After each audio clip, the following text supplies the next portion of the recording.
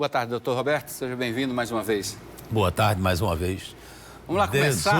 18 participações, 4 meses seguidos. Eu cara aplicado. Sempre nas quintas-feiras. Vou ver se algum dia eu consigo uma contratação aqui para ver se...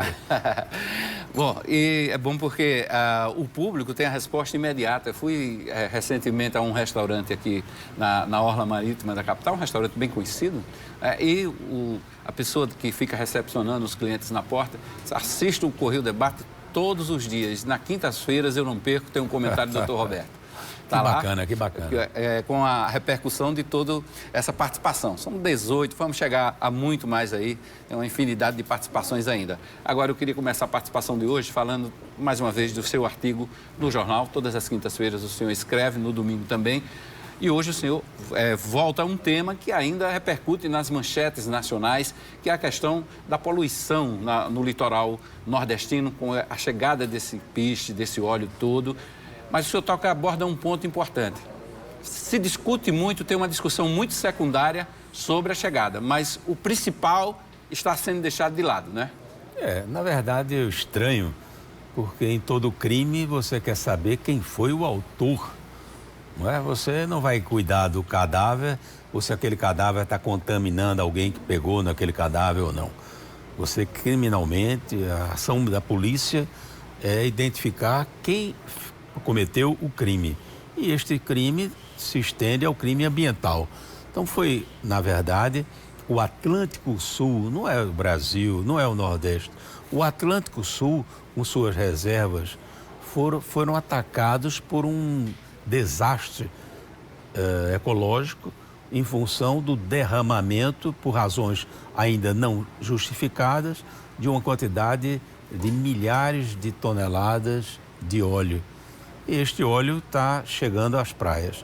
Então eu vejo o grande debate, saber as responsabilidades sobre a limpeza, as responsabilidades sobre a não previsibilidade para poder supostamente criar alguma barreira que inibisse. Fui procurado por uma pessoa amiga, dizendo, não, mas eu acho que deveria ter havido uma retenção desse petróleo. É lamentável que algumas pessoas que não têm um esclarecimento devido não dimensionem o que é o tamanho do Atlântico Sul. Esse óleo foi derramado, propositadamente ou não, a centenas de milhas de distância da nossa costa. Não avisado, quando na verdade existe até uma ética náutica, existe um procedimento de que uma ocorrência com essa magnitude deva ser avisado. Algo se passou para que isso não ocorresse. E surgem várias especulações, né? Desde navios que navegam ilegalmente em alto mar, fugindo de fiscalização, até mesmo a chamada injeção, que é a retirada do óleo que causa instabilidade do navio, que tentavam passar para outro e teria derramado. Tem várias. Vi até o IBAMA falando na possibilidade desse petróleo vir do pré-sal, coisa assim. Não há possibilidade, porque as correntes marítimas, todos os poços ligados ao pré-sal estão na Bacia de Campos, estão no Rio de Janeiro, São Paulo. Esse óleo jamais migraria para a costa do Nordeste. Esse óleo foi despejado na face da nossa costa, a uma distância que não está dimensionada com exatidão, mas a mais de 100 milhas da costa, e zero chance de ter vindo de um poço de petróleo brasileiro. Então, no meu artigo eu sou muito claro no sentido de que nós, brasileiros, somos vítimas.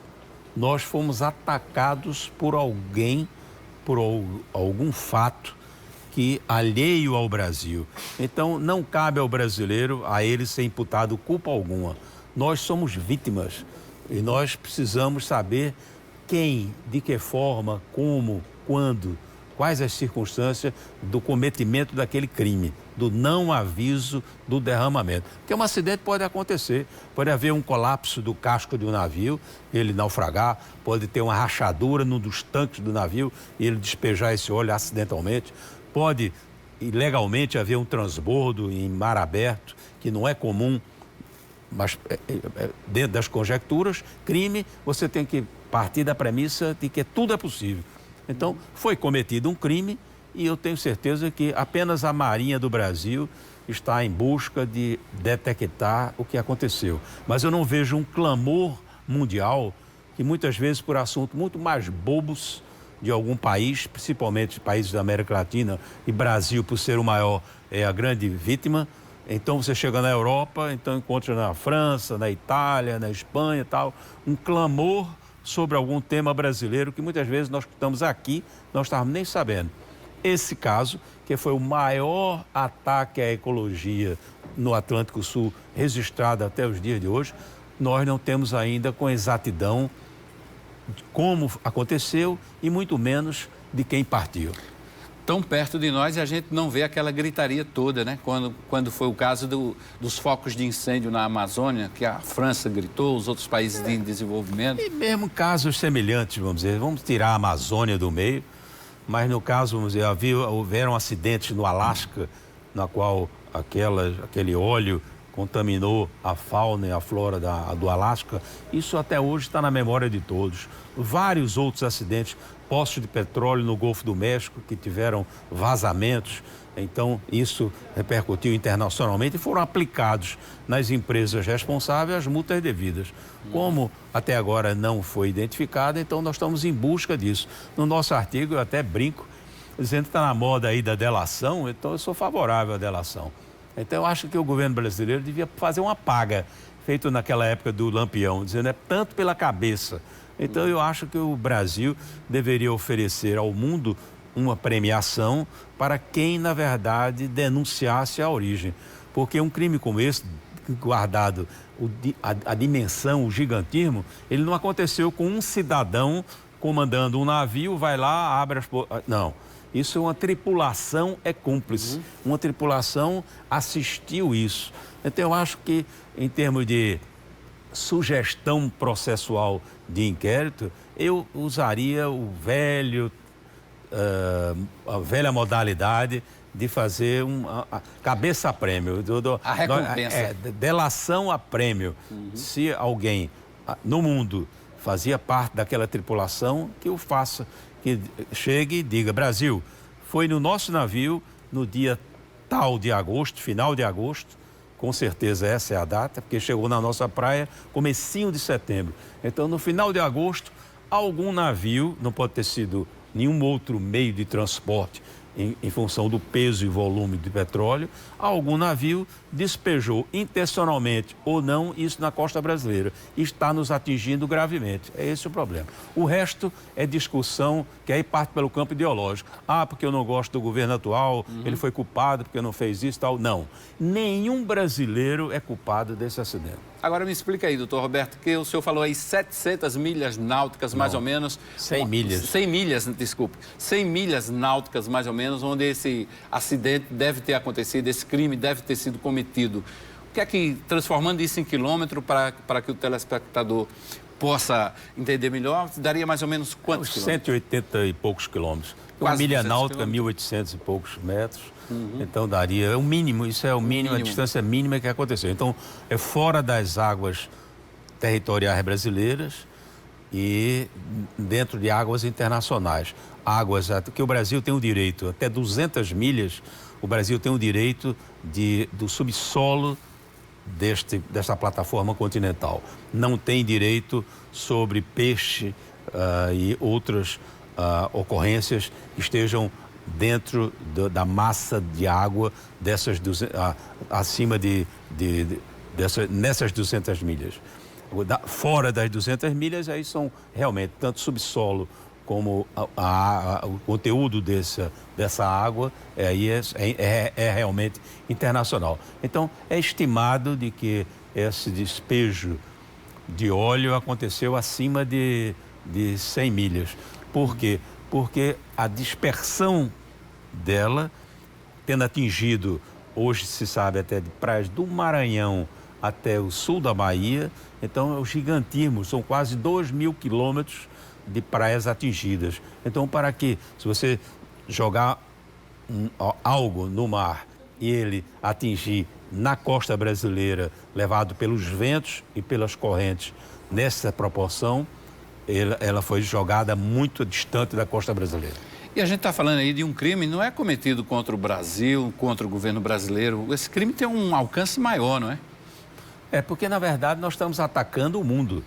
Vamos dizer, a nossa costa, nossas praias nordestinas, que fazem parte do conjunto Brasil, elas foram atingidas, mas o mundo foi atingido, tendo em vista de que as riquezas naturais estão contidas no Oceano Atlântico, no Atlântico Sul, são de propriedade internacional.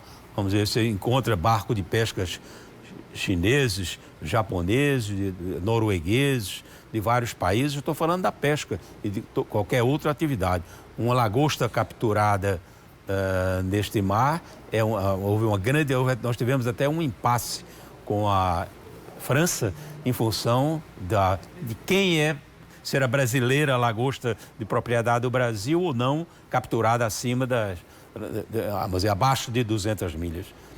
Então, o ataque, na verdade, por isso é que eu estranho, o mundo não está dando as mãos ao Brasil para que nós, de forma rápida, possamos identificar como foi, quem foi, para que o fato não se repita.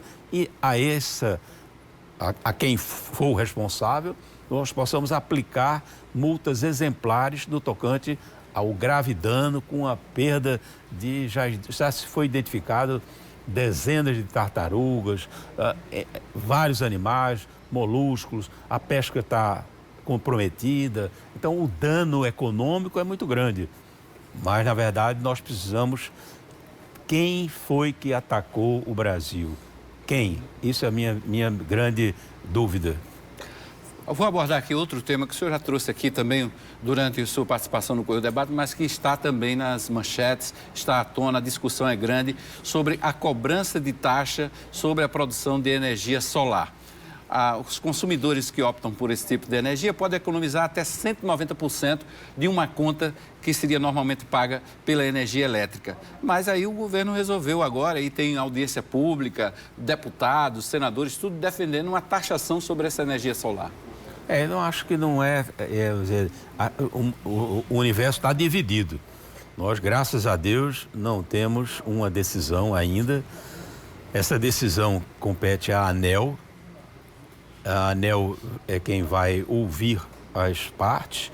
Isso é um conjunto de forças que vem as distribuidoras de energia, os produtores de energia e esta modalidade, que é uma modalidade que veio, na minha opinião, para ficar.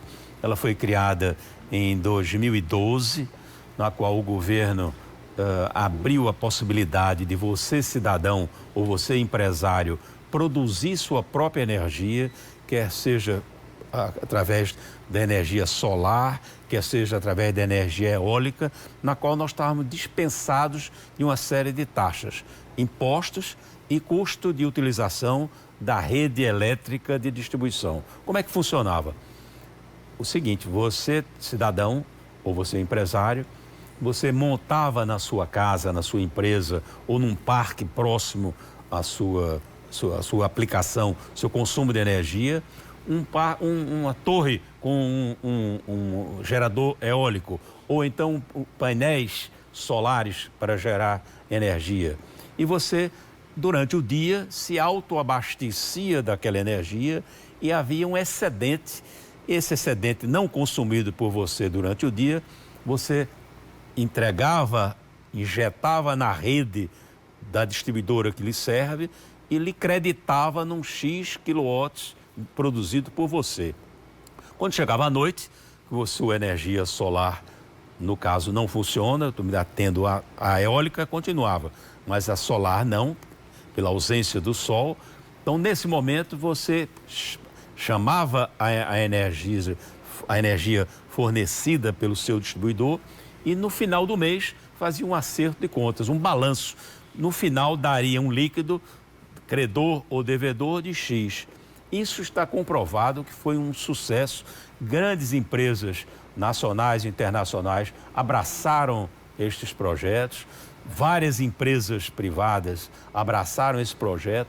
Vários cidadãos abraçaram essa forma, estão com esses parques instalados ou com suas unidades instaladas. Vem agora uma novidade. Eles querem acabar com essa isenção e mais.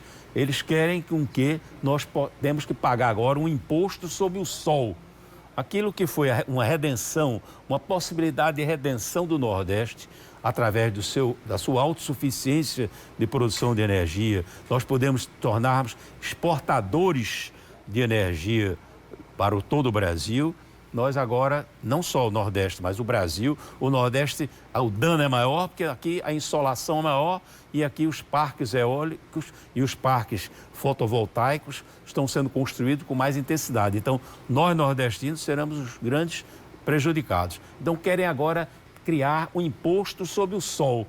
Aquilo que é a redenção nossa, o sol que sempre foi inclemente, atrasando a agricultura, criando falta d'água e tal. Então, esse sol que agora está sendo utilizado para gerar energia, governos querem fazer com que eles sejam tributados.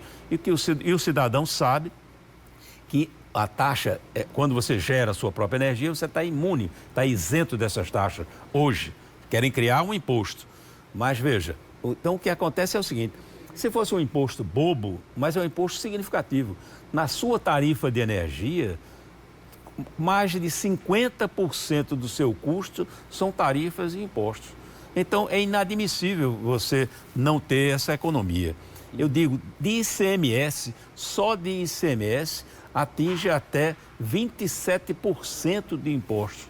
Então, você que montou seu parque eólico, seu parque fotovoltaico, você hoje, tendo em vista que a legislação vai ter um gatilho que dispara no final do ano, se houver o gatilho para anular os incentivos, anular esta benesse, que é você gerar sua própria energia, vai ser um desastre, porque nós vamos desestimular o mundo investir nisto aqui no Brasil.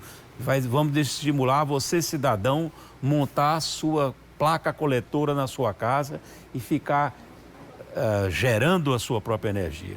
Então, vai haver uma audiência pública no dia 7 de novembro, em Brasília, na ANEEL. Eu acho que é o momento de a bancada federal nordestina, brasileira, dar as mãos e dizer que é impossível nós vivermos num país que até o sol estão querendo cobrar imposto dele. Então, gera dentro de você uma revolta.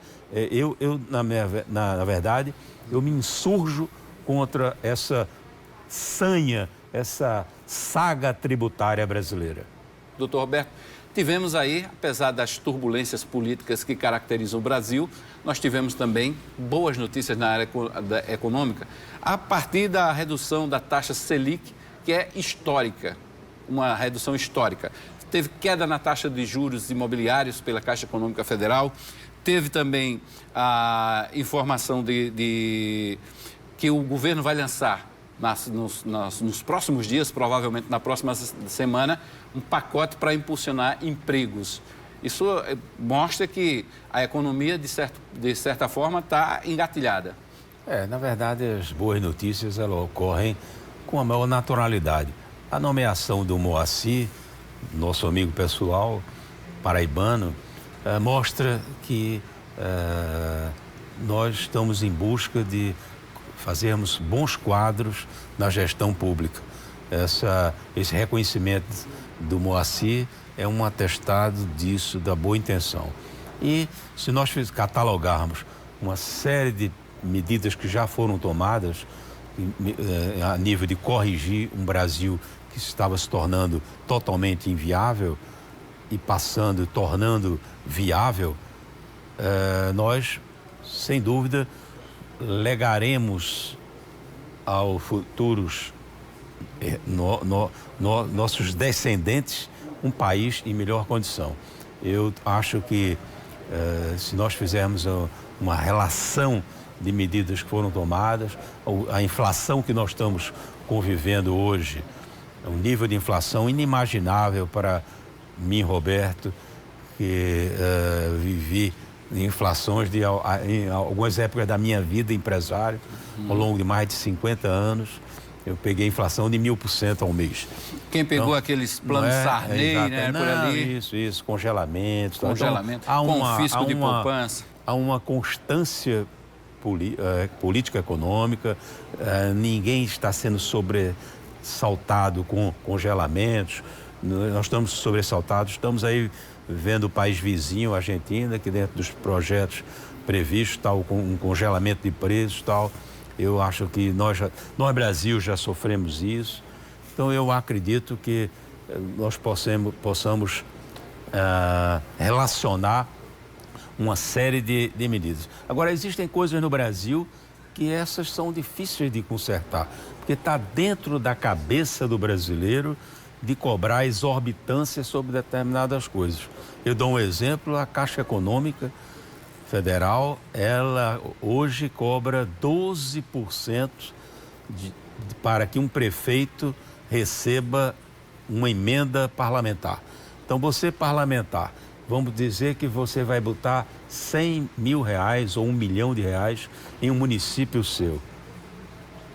Aquele milhão ou aqueles 100 mil já foi fruto de uma série de dificuldades para que aquela emenda, na verdade, fosse aceita, aquele recurso fosse cadastrado no plano do orçamento federal e, finalmente, o parlamentar consegue fazer com que direcione a um determinado prefeito para uma obra prioritária um valor 100 mil ou 1 milhão. A Caixa, só para poder fazer a parte burocrática de transferir esse dinheiro para o município, cobra 12%. Ou seja, em 100 mil ela fica com 12 mil. No mundo, se você falar 12%, é inacreditável. Vamos dizer, as taxas são 0, alguma coisa, não é? No máximo 1% e tal. Existem países hoje que trabalham com a rede bancária com juros negativos. Então, nós temos um país que permite que se cobre o que se cobra, permite que os cartões de crédito operem da forma que operam. Eu reclamava isso há mais de 10 anos atrás e nunca foi tomada uma medida corretiva para limitar estes valores, não porque os cartões de crédito estão fora do sistema financeiro direto, não. É uma permissividade. O Brasil, ele é promíscuo no tocante a atacar o bolso do consumidor. Pois é, essas quedas de taxa de juros anunciadas aí, histórico, comemorando recorde em cima de recorde, deveria ser repassado isso para a ponta final do mercado, o consumidor, né? Para o empresário que gera emprego, para o consumidor que gasta, que vai lá na boca do caixa, mas se atrasar uma fatura de cartão de crédito, ele vai sentir que essa taxa de juro continua para ele muito alta. Eu reconheço que existiram melhoras, mas não foi uma nem 10. Eu, ao longo de minha vida, já fui procurado por pessoas que estão mais ligadas a mim, às vezes funcionários mais humildes. Doutor Roberto, o senhor tem uma forma de me adiantar o 13º salário? Eu disse, mas o que houve? Não, que eu me compliquei financeiramente. Mas o que houve? Alguém adoeceu? Houve algum problema na sua casa? O que houve? Não, é porque eu me endividei no cheque especial ou porque eu me endividei no cartão de crédito. Quem, cidadão brasileiro, dos últimos anos, teve um desequilíbrio financeiro pessoal, na qual teve que acessar suas despesas, fazer suas compras e ficar inadimplente, porque o cartão de crédito, se você usar e pagar, não tem problema, mas se você usar e não pagar a fatura, você tem uma taxa. Tanto é que os cartões de crédito apresentam uma proposta sempre anexa à sua fatura, dizendo, divida em 10 vezes, divida em 20 vezes, cobramos tantas vezes, tanto valor X e tal. Aquilo, na verdade, é uma armadilha.